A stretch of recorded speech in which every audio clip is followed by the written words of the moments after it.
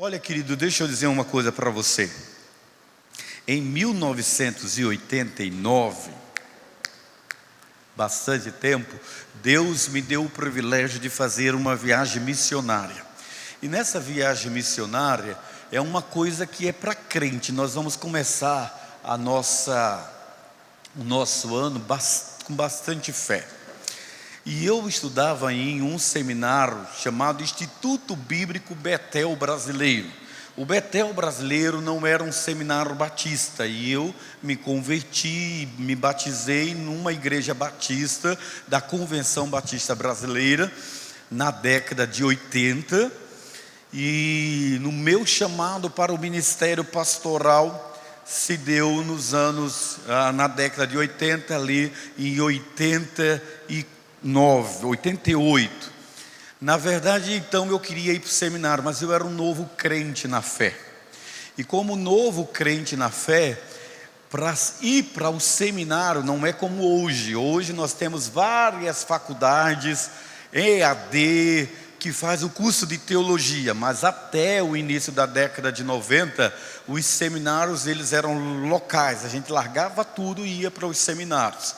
Então eu era funcionário do Estado, professor do Estado, deixei a função de professor de Estado. Meu pai disse que eu estava ficando louco, que eu precisava ser internado, E a minha igreja, que era uma igreja maior do que a nossa hoje, ela já tinha quase 1.500 membros naquela época. Aquela igreja disse: nós não vamos sustentar o Valmir, porque o Valmir quer ir para um seminário que não é batista, é um seminário de missiologia, e ainda é indenominacional. E eu fui para aquele seminário. Naquele seminário tinha uns negócios assim que a gente orava. E há muito tempo eu não conto essa história, e tem muita gente nova na igreja, não entende, nunca ouviram essa minha história. Naquele seminário a regra era assim: a gente acordava às 5 horas da manhã com um sino. Então, 5 horas da manhã até 5h30, nós tínhamos 30 minutos para higiene pessoal. Depois da higiene pessoal, nós tínhamos tarefa, escala de tarefa. Então, trabalhávamos 30 minutos, 6 horas, nós tínhamos que parar tudo e fazer a devocional. Até 6h30 café, até as 7 horas, nós tínhamos até 7h30 mais higiene pessoal, escovar os dentes, para ter um bafo santo. Então, e 7h30 nós tínhamos que estar na capela. Na capela nós tínhamos, tudo era regido por um sininho. O sininho, então, 7h30 nós tínhamos que estar na capela, 8 horas tinha devocional, uma música e uma meditação pelos veteranos. 8 horas aula. Isso era todos os dias. Meio-dia nós terminávamos as aulas, comíamos, tinha a escala. Aquele seminário não tinha funcionário. E o meu tratamento foram as panelas. Eu me escalei para lavar a panela. E aquelas panelas eram grandes, essas panelas da nossa feijoada. E eu lembro que eu fui escalar para lavar a panela, e eu tinha um espírito de murmurar. Então eu reclamava. Na outro mês todo mundo mudou, menos eu, fiquei na panela. Comecei reclamava. No outro mês todo mundo mudou, menos eu. E eu fiquei 6 meses na panela, lavando panela. Até que Deus usou um colega meu e disse assim: enquanto você não parar de reclamar da panela, ame a panela, se apaixone por ela, para Deus resolver esse caso com a sua vida. E assim eu comecei a cantar louvores, e Deus me tirou da panela, Eu fui para a área externa, que era aquele tridente para juntar as folhas, E assim aquele seminário era mantido. Nós, depois disso aí, tínhamos uma hora de descanso, dormíamos de 1h30 até as 2h30, levantava a base do sino, e nós tínhamos 30 minutos de higiene pessoal. Aí tinha a banca, e a banca nós tínhamos obrigado a estudar de 3 às 5 horas, regido pelo Rino, menos na quinta-feira que nós íamos para o evangelismo. Às 17 horas nós tínhamos um momento de lazer, porque muito homem junto precisava de soltar energia. Então nós tinha quem gostava de futebol, quem gostava disso, daqui, quem corria, coisas assim. 18 horas tinha o jantar. Depois, até às 19 horas o jantar, nós tínhamos mais uma capela, a base do sino. Depois da capela nós tínhamos as aulas. E 9 horas era o sino de recolher. Isso de segunda a sexta. Às 10 horas era silêncio na casa. Na sexta-feira era diferente. Nós começávamos o jejum na sexta-feira, às 17 horas, e entregávamos o jejum no domingo, às 17 horas. Regido por um copo de água de coco na parte da manhã, água de coco na parte da tarde e água de coco na parte da noite. Eu era magérrimo, faça jejum. Né? Estou precisando fazer de novo, viu, gente? Mas aquele seminário tinha um negócio bacana. Foi ali que eu aprendi que o cristianismo sem restauração de caráter é uma religião, e como religião a ética não é restaurada. E é por isso que tem tanta gente que, apesar de amar a Deus acima de todas as coisas, apesar de ter se convertido à fé cristã, ainda tem hábitos, costumes, traumas, dificuldades que faz com que ele não viva a vida abundante que Deus lhe prometeu. Gente que está na casa do Pai, que sabe quem é o Pai, mas não desfruta das bênçãos que o Pai tem para ele. Então muita gente que parou de trabalhar, parou de servir, que não sabe adorar a Deus. Aí Deus então nos deu um ministério de restauração. E restauração não é libertação. Olhe para mim e seja forte, que eu quero que você entenda o que é que eu vou propor para você hoje. Você expulsa o demônio de uma pessoa, e isso não é libertação, isso é exorcismo. Uma pessoa de quem saiu o espírito maligno não significa que ela está liberta. Ela saiu debaixo do domínio de espíritos malignos. Mas ela pode continuar escrava. Escrava dos seus desejos, escrava dos seus sentimentos, escravas da sua própria vontade. O que dá base legal para que o inimigo continue reinando ainda sobre as suas emoções, não na sua vida. Olhe bem que eu sou batista, tá bom? Eu era, um exemplo, para você entender isso aqui e entender o que é que eu vou falar. Eu era possesso. E quem é possesso? É aquele que não tem o Espírito Santo. A verdade de Cristo limpou a casa, e um espírito maligno saiu da minha vida. Eu não tenho mais possessão demoníaca. Ok? Então o que é isso? Conhecereis a verdade, e a verdade vos libertará. Mas, como eu vivi sendo um aterro sanitário por muitos anos, dentro da minha vida teve um acúmulo de lixos, e eu fui sucateado no meu caráter, na minha personalidade por muitos tempos, hábitos, traumas complexos e modelo distorcido de educação paterna me leva a sofrer influências malignas, apesar de eu ser cristão. Eu sou cristão, não há um espírito maligno, mas porque eu tenho paredes da minha alma que não foram restaurados, vira e mexe, eu sofro a opressão. Então qual é a diferença? A possessão é a presença do espírito maligno controlando de forma soberana meus sentimentos, meus pensamentos.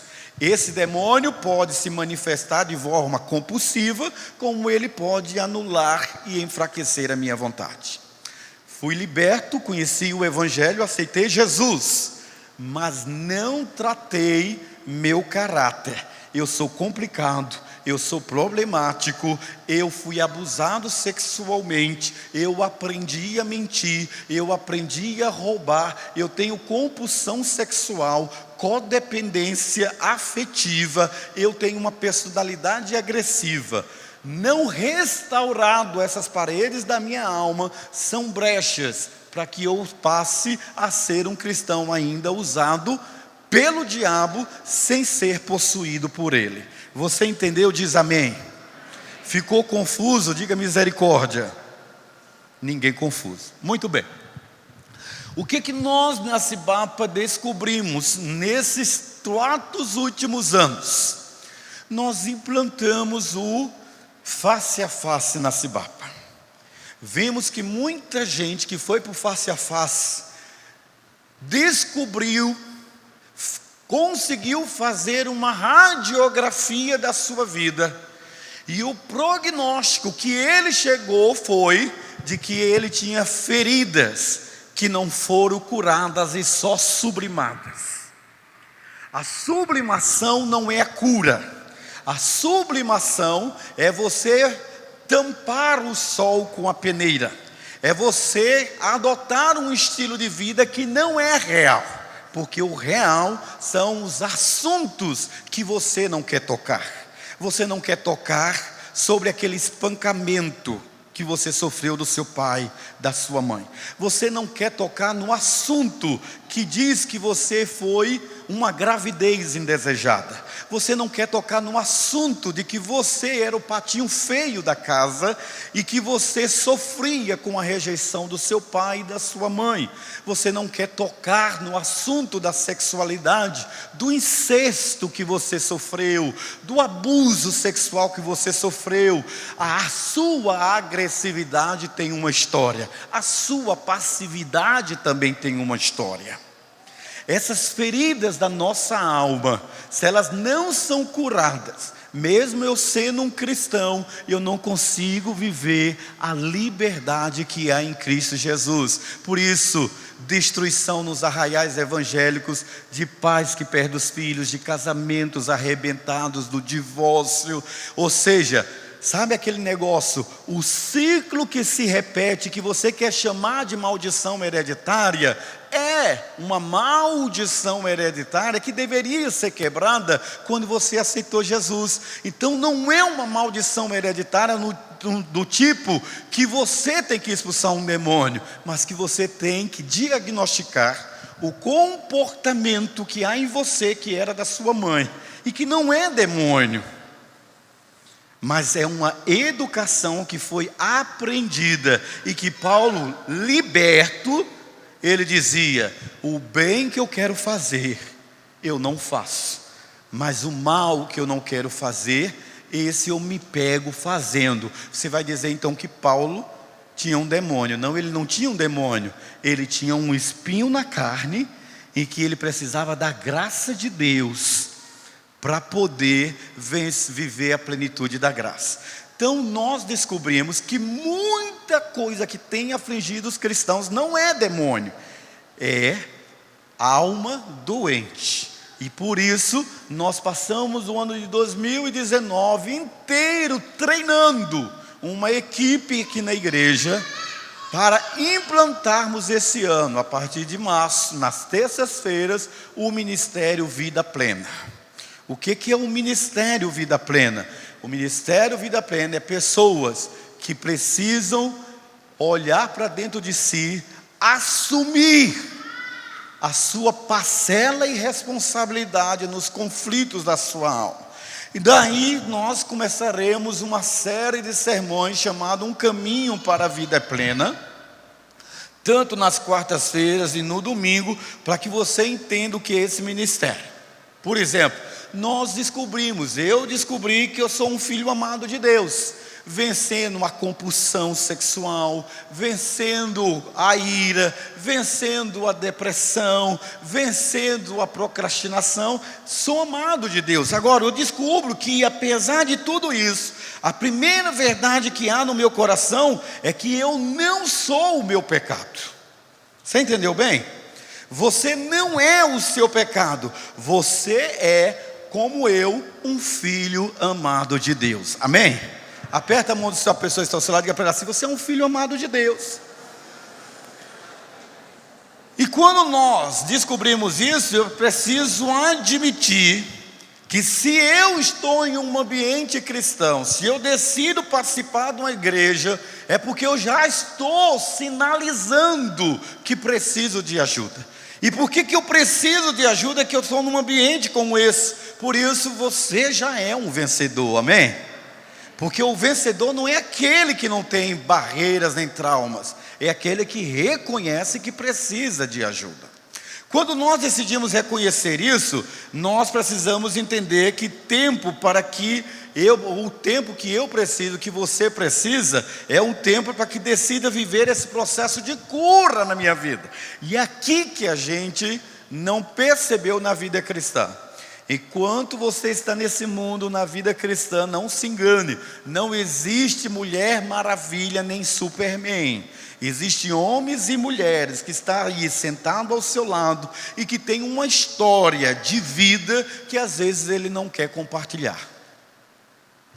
E isso me fez lembrar uma história que todos nós ouvimos, que aconteceu aqui no Tocantins, né? Que a pastora Tânia Tereza contou para nós, né? Quando a gente vê uma senhora, né? Linda, com o cabelo todo branquinho, né? Parece um algodão. Você já viu uma senhora assim? Aqueles cabelos bem cheios de algodão, aquela pele, né? Aquela senhora bem cheinha, vovozinha, parecendo Dona Benta do sítio do Pica-Pau Amarelo. E a gente pensa que ela nasceu daquele jeito, né? Santinha. Você imagina que aquela mulher tem uma história de vida e que ela deve ter aprontado muito, que ela pode ter sido na adolescência uma safada, mas se regenerou, mudou a vida, mas está lá a história da vida dela. E nós, quando não encaramos isso, a gente precisa enfrentar outra situação. Então, tempo para que eu decida viver esse processo de cura em minha vida. Então, queridos, eu quero convidar ou desejar a você boas-vindas para que você venha conhecer o Ministério Vida Plena e decida participar com ele ou não numa caminhada que envolverá 30 semanas na sua vida. E dentro disso é para que nós possamos entender que todos nós precisamos da ajuda de Deus. E quando você admite que precisa da ajuda de Deus, você está dizendo que você reconhece esse tripé na sua vida. Primeiro, eu preciso aprender a me relacionar com Deus. A gente pensa que religião é sinônimo de relacionamento com Deus, e não é. Há muito, olha aqui para nós, é um segredo, vou falar baixinho para você. Há muita gente que quer Deus, que canta para Deus, que ora a Deus, mas é ruim. Gente invejosa, gente maligna. Como, pastor, se está dentro da igreja? É porque é gente melindrosa. Então, quando eu aprendo a me relacionar com Deus, eu também parto para a segunda etapa, que é o meu relacionamento comigo mesmo. Se eu não sei lidar comigo mesmo, como eu vou saber lidar no terceiro tripé, que é relacionar-me com outras pessoas? E aqui, nessas 3 dimensões, parece que a gente não consegue entender na vida cristã. Quando a Bíblia diz assim: se alguém está em Cristo, nova criatura é, as coisas velhas já passaram, e eis que tudo se fez novo, a gente entende que isso deveria acontecer de forma automática. E eu sempre brinquei nessa igreja, quando o nosso batistério era aqui, que o ideal era que a pessoa aceitasse Jesus como Senhor e Salvador, né? E eu, como pastor, perguntasse assim para ela: Felisberto, você confessa, crê diante de Deus e diante dessa igreja que Jesus Cristo é seu único e suficiente Salvador? E ele responder como se estivesse no programa de 1 milhão do Silvio Santos: sim! Então eu pegasse ele e dissesse assim: mediante essa decisão que implica na vida eterna, eu o batizo Em nome do Pai, do Filho e do Espírito Santo. Vá em paz. Queridos, nosso irmão dorme no Senhor. Mas a verdade é que a gente aceita Jesus, mas a vida continua. Temos que lidar com instituições financeiras, temos que lidar com gente, temos que enfrentar a realidade dos nossos medos, dos nossos sofrimentos. Então, se alguém está em Cristo, tudo se passou. Mas as marcas e as memórias estão aqui. Você aceita Cristo, mas Deus não lhe dá amnésia. E você precisa enfrentar. Ontem eu estava conversando com o pai da Benilda, pastor Oswaldo, um homem com 90 anos. E ele diz: até os 90 anos, Satanás tenta me seduzir para que eu negue a Cristo.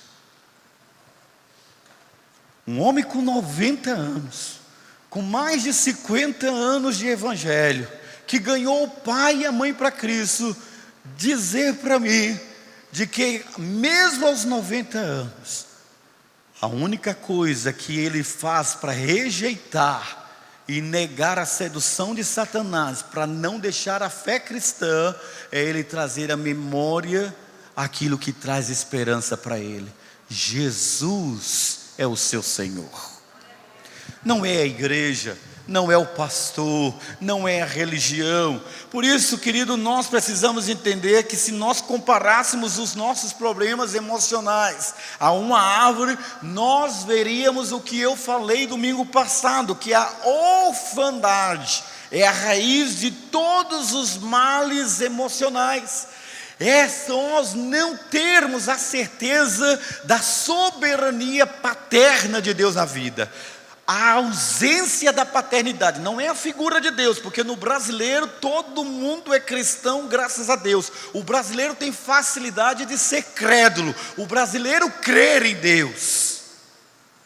O mais ímpio, o bandidão, ele faz a bandidagem com a bênção da religião.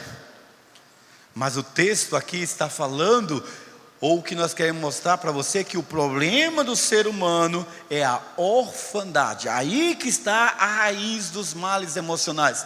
A falta da paternidade de Deus, trazendo na sua vida o sentido de que ele não é órfão. O tronco dessa árvore seria rejeição, e os grandes galhos seriam as compensações, tais como codependência, religiosidade, desvio de sexualidade, vícios. Desses galhos maiores surgem outros menores, lógico que com outras proporções de compensação. Por exemplo, compulsão, a ira, perfeccionismo, procrastinação, entre outros. Mas tudo isso, eu posso dizer para você que eu já vi pessoas abençoadas por Deus, homens e mulheres inteligentíssimos, formados em teologia, nascido na vida cristã, mas não flui a paternidade de Deus na vida dele, porque há bloqueadores como abusos, traumas, escolhas erradas, escolhas que levaram ele a cair e outros caírem. Por isso nós estamos propondo para você o caminho da vida plena.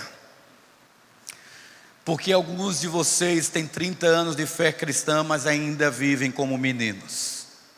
O apóstolo Paulo não pôde escrever com profundidade a igreja de Coríntios. Se você analisar a igreja de Coríntios, era uma igreja que tinha profecia, que tinha revelação, que tinha visão. Pastor, alguém que tem um problema de orfandade, alguém que tem traumas complexos, pode ter dons espirituais? Lógico que pode. Eu posso ter um trauma de infância e ser um profeta. Eu posso estar com o meu coração cheio de ira, de ódio, e mesmo assim ter uma visão e revelação com você. Não, sim, Deus usou uma mula, não vai usar você? Tem nada a ver. A obra de Deus não é feita com homens perfeitos.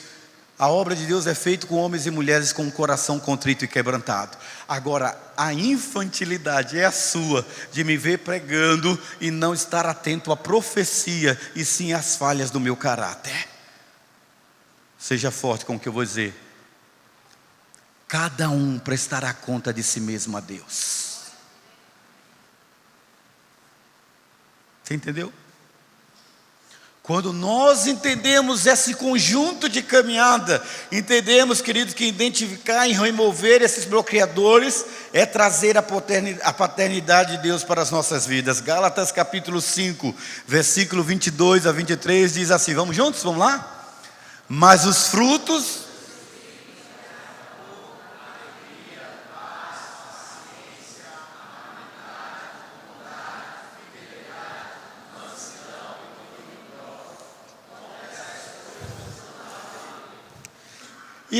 Eu acredito que com a mesma força que você tem aplicado em sua dor, você pode na mesma dimensão aplicar a sua força em sua cura. Eu acredito que Deus tem um plano de cura para mim e para você, amém? Deus não quer que eu seja um camarada que tenha uma vida religiosa sem um propósito restaurado. Agora, lógico que eu preciso entender que a restauração é para corajosos e destemidos. É para alguém que quer ser confrontado. E aí eu tive um exemplo aqui. Foi bom ver a missionária, né? Nossa missionária que está de volta, o Vitor e a Luana aqui, porque a Luana participou dessa cena comigo. Nós começamos um ministério de oração na nossa igreja. E Deus colocou no meu coração dizendo assim... eu quero um culto de oração, onde as pessoas não venham contar história, ela venha para orar. Mas preste atenção, o diabo vai tentar fazer com que vocês não orem. Deus falou isso comigo, guardamos, começamos a orar. Um dia nós estávamos orando, eu disse um negócio, não era para ninguém pregar, lemos o texto. Uma pessoa que estava no nosso meio se levantou e começou a falar, e ela roubou todo o tempo. Aí Deus usou a Luana e disse assim: Deus não falou para o Senhor que o diabo ia tentar atrapalhar a oração? Nós viemos aqui para orar e não para debater. Amém. Oramos, a pessoa veio em cima de mim. Ela já tinha andado por vários pequenos grupos aqui na Cibapa. Vários. Só tinha uma pessoa que tinha paciência com ela aqui nessa igreja que dorme no Senhor, a irmã Maria José. Só. Aliás, era uma santa, porque tinha paciência com todo mundo, viu? E naquele dia, eu disse assim para aquela moça, parceira de trabalho do Charles, né, Charles? E eu disse assim: escuta aqui, querido, alguém já disse para você que você é muito chata? Que você é uma das pessoas mais complicadas que eu já conheci em toda a história da minha vida? O complicado não se vê complicado. O complicado acha que o mundo todo conspira contra ele e que ele tem a missão de consertar o mundo. Eu falei, então faz o seguinte: não fale nada, pergunte no seu trabalho o que é que as pessoas pensam de você, na sua família o que é que as pessoas pensam de você. Então, depois, se você disser que as pessoas disserem que você é uma pessoa extremamente agradável, que foi abençoada pela sua vida, eu lhe peço perdão.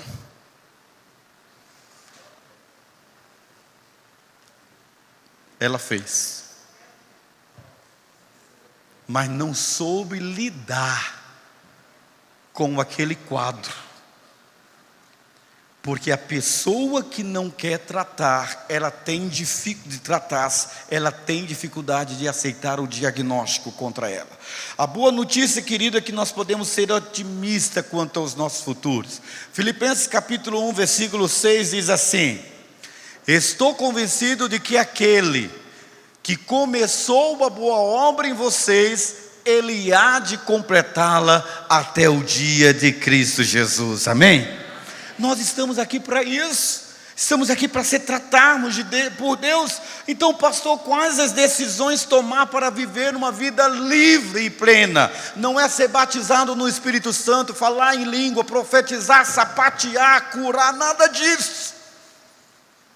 Os dons carismáticos são manifestados na Sechonoe, são manifestados na igreja messiânica, são manifestados também no culto da renovação carismática da igreja católica, na igreja neopentecostal, na igreja pentecostal, no centro espírita também existe a manifestação sobrenatural de dons carismáticos. Os dons não são sinônimos de vida curada, mas os frutos do Espírito, sim, a vida de Deus está correndo em você.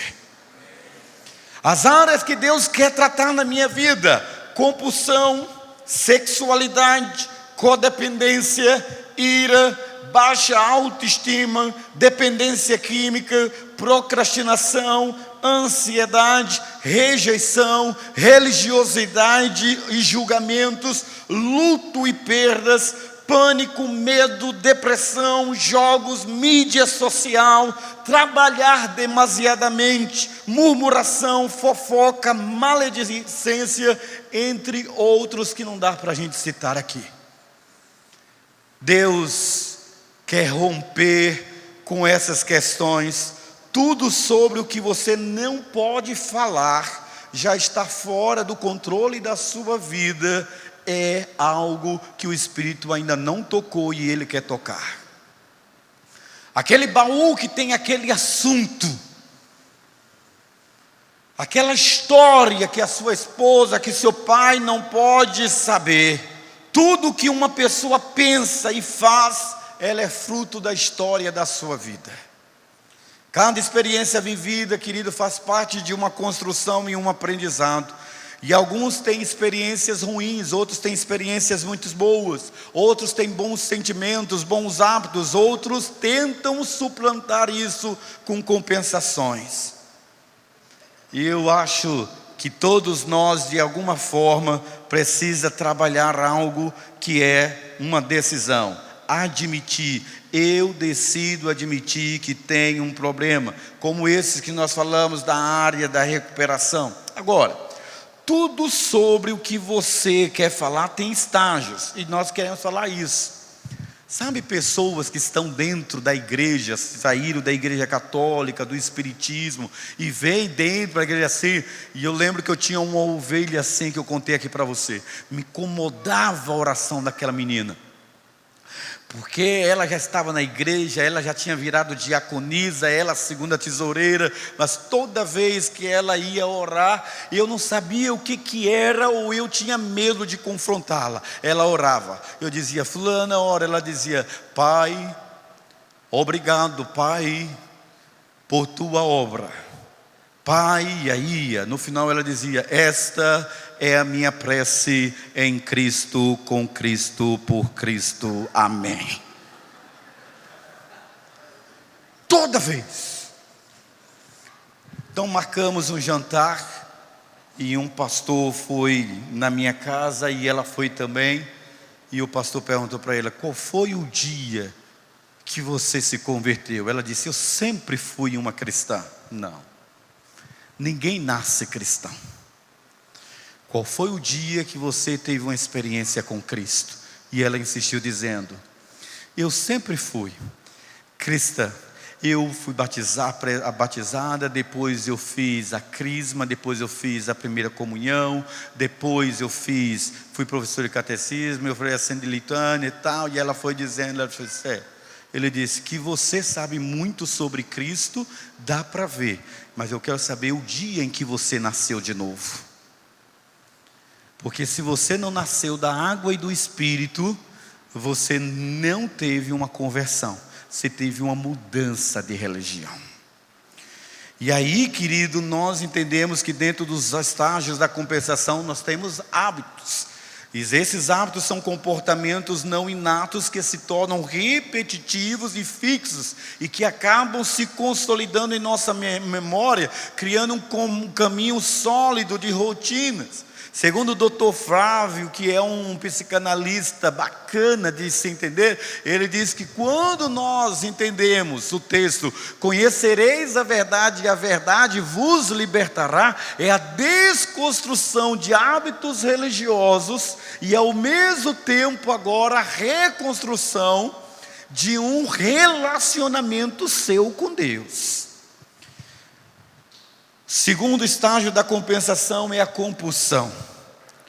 O impulso e a sensação de estar sendo levado irresistivelmente. O indivíduo sente que falta algo na vida dele e ele acaba buscando nas compulsões. Sabe aquela pessoa que aceitou Cristo, levantou a mão e nós, idiotamente, sejam fortes, tá bom? A gente pega aquela pessoa que está no primeiro amor e a gente joga a pessoa na liderança e a gente não sabe se aquela pessoa tem estrutura emocional e psicológica de lidar com o ser mais complicado que Deus criou na face da terra. Quem é ele? O ser humano. Não é fácil. E você sabe por que as pessoas desistem de serem líderes? Não é porque elas não sabem lidar com o outro, é porque elas não sabem lidar consigo mesmo e elas conseguem enxergar os seus defeitos projetados no outro. Então elas surtam, elas têm um surto psicótico, atribuindo a culpabilidade, a causa, a dificuldade da liderança no outro, mas na verdade é que ela encontrou um ser igual a ela, e como ela está mal resolvida, ela não consegue lidar com aquela situação, então ela recua, e salvo pela graça de Deus, se ela não se desviar. É por isso que a Bíblia diz para nós pastores e líderes: não vos apresseis a impor as mãos sobre os neófitos. Quem é neófito? Não é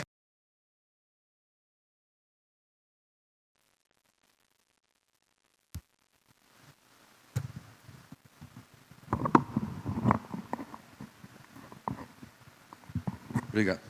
Não é aquele que não sabe de doutrina, não é aquele que tem deficiência cognitiva, não é aquele que não tem conhecimento epistemológico, não é nada, não é aquele que não tem conhecimento enciclopédico, ao contrário, é aquele que não tem maturidade emocional para lidar com problemas, porque sábio é aquele que sabe lidar com a complexidade do ser humano, porque o serzinho difícil é esse que está sentado ao seu lado. Agora, o ser mais difícil ainda é o ser que se olha a si mesmo. E é por isso que nesse contexto aqui, a gente entende que a compulsão é quando a gente tenta esconder as ações análogas da nossa alma através da indumentária religiosa. Você sabe o que significa isso? Olha aqui, ó. Eu sou um camarada que tive conflito com meu pai. Eu sou um camarada que batia de frente com a minha mãe. Eu sou um camarada que tem problemas de relacionamento no casamento. Aceitei Cristo e eu coloco um manto de espiritualidade. E os otários religiosos só olham o manto e a necessidade do cara se envolver na obra, até que ele, em momentos na liderança, revela que ele tem ações análogas, ou seja, incompatíveis entre a sua alma e os fundamentos ou rudimentos da fé. Bom, o que pode nos atrapalhar na decisão de admitir que eu tenho um problema, como no caso daquela irmã? Salmo 32, versículo 3, seja forte, tá bom? Você pode ler comigo, vamos juntos? Enquanto...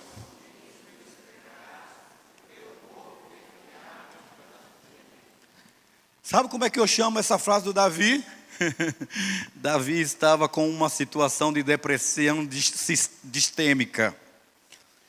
A depressão de Davi era fruto de pecados não confessados, porque nós hoje chamamos pecados de problemas.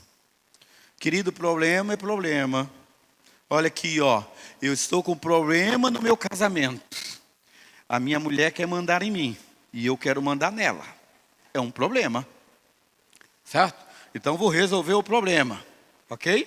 Vou ter a última palavra. Vá no supermercado, quem manda sou eu, estou indo agora. Resolvi. Agora, pecado. Eu estou vendo pornografia virtual. E deixo uma lacuna no meu casamento. Isso não é problema. Eu estou com um problema de pornografia. Não, você está no pecado da pornografia. Eu estou tendo um problema muito grande com a minha colega de trabalho. Qual o problema? A gente passa cantada um no outro, ficamos horas e horas pelo WhatsApp. Minha esposa não acessa o WhatsApp, eu converso com essa minha colega de trabalho. A gente só elogia um no outro, isso não é problema, isso é flerte, é pecado. Isso é pecado. Eu tenho um problema, pastor. Eu compro e não pago. Um problema sério isso. Eu devo e não nego, pago quando posso. Não, isso é pecado, você é caloteiro. Pastor, por que o senhor está me chamando de caloteiro? Está tão bonzinho. Não, então você é o verdadeiro, você é um ladrão. Ok? Um mau caráter. Então, pecado é pecado. Problema é problema.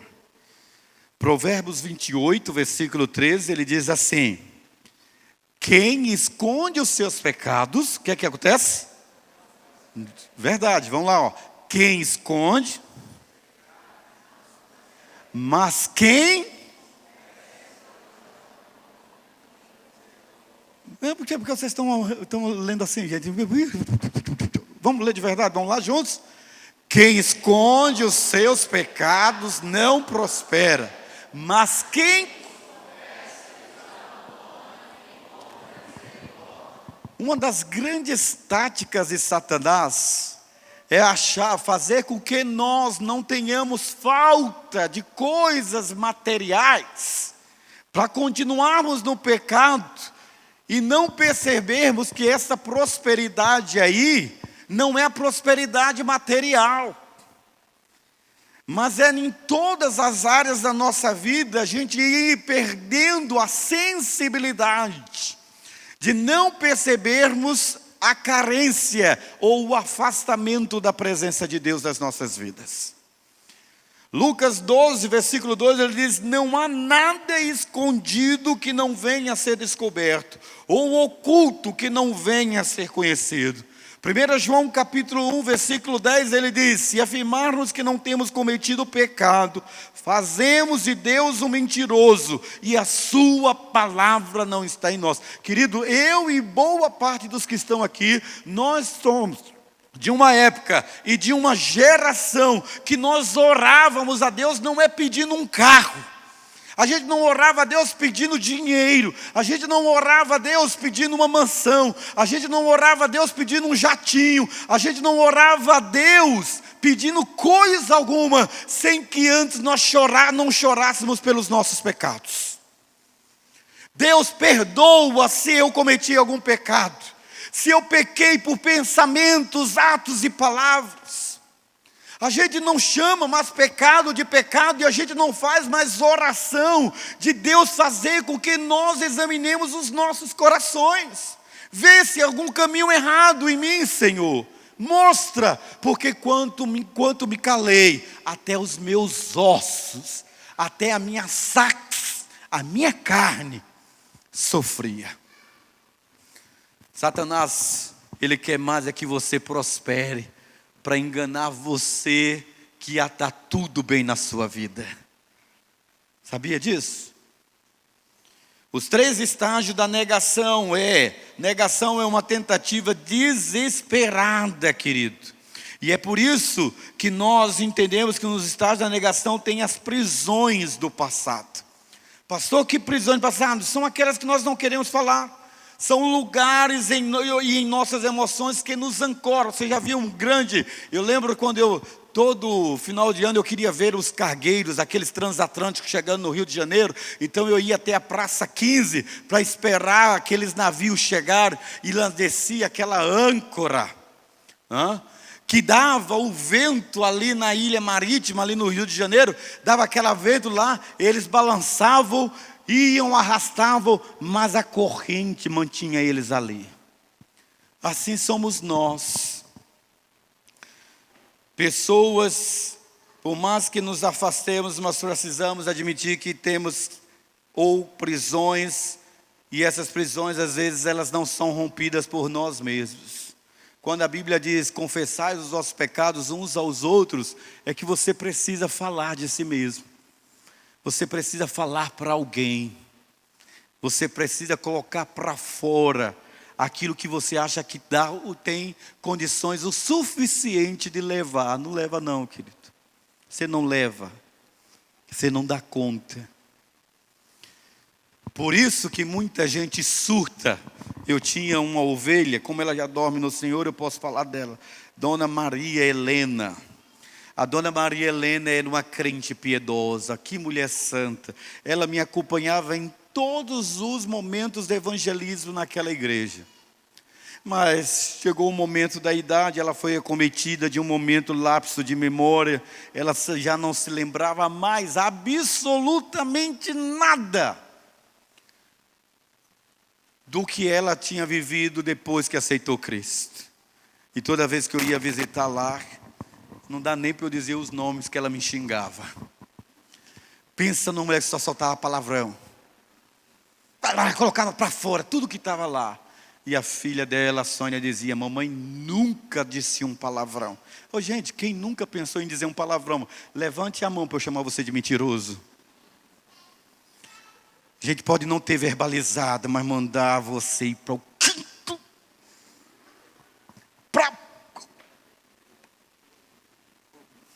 Quem que não tem? Fala a verdade. Eu aprendi demais com o pastor Roberto Lai. Lembra quando ele esteve aqui e perguntaram para ele, alguém perguntou para ele assim, pastor, o senhor já pensou em se divorciar? Nunca. Nunca. Graças a Deus, nunca pensei em me divorciar. Estou casado há mais de 40 anos, nunca pensei em me divorciar dessa mulher. Já pensei em matá-la, mas divorciar nunca.